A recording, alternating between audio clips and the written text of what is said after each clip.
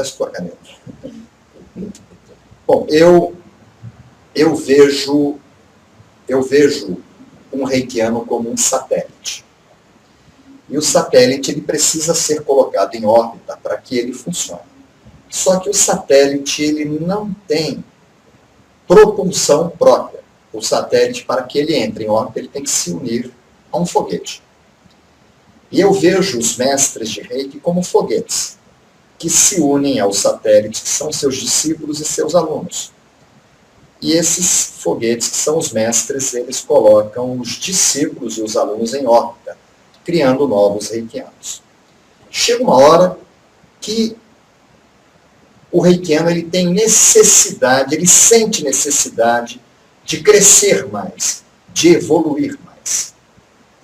Então ele tem necessidade de se unir a um outro foguete, que seria um outro professor de Reiki, que vai fazer com que ele dê um outro salto quântico. Ele passe um pouquinho para cima. E, novamente, o aluno vai ter que deixar o seu professor. Porque nós sabemos que o próprio Jesus chegou uma hora que ele chamou os discípulos e disse, agora sigam. Sigam e sanem os que estiverem enfermos. O próprio Jesus, ele se desligou de seus discípulos. E o discípulo de Reiki, o aluno de Reiki, ele não pode ficar agregado e unido ao seu professor pelo resto da vida, porque o professor, ele ofuscaria a luz do seu aluno. Então é importante que o aluno, quando ele se sinta preparado, que ele siga o seu caminho.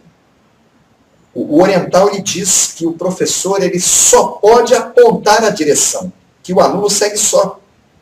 E assim funciona no Reiki. Os professores apontam uma direção e os reikianos seguem sozinhos. Mas chega uma hora que o reikiano ele sente necessidade de crescer mais.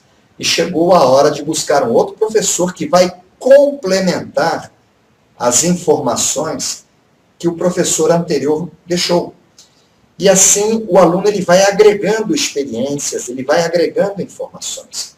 E eu mesmo, eu tive 15 diferentes professores de nível 1, 15, os mesmos professores me iniciaram nos níveis 2, no nível 3A e no nível de professor. Então eu sempre tinha a preocupação de recomeçar. Eu via o nível 1 com uma base de tudo. E cada curso que eu fiz com cada um desses professores me agregou e só me trouxe mais informações para que eu enriquecesse os meus livros e o seminário.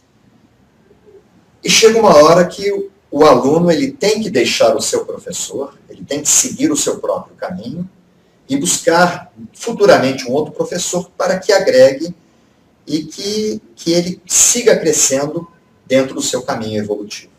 Muito obrigado e espero tocar o coração de quem me escuta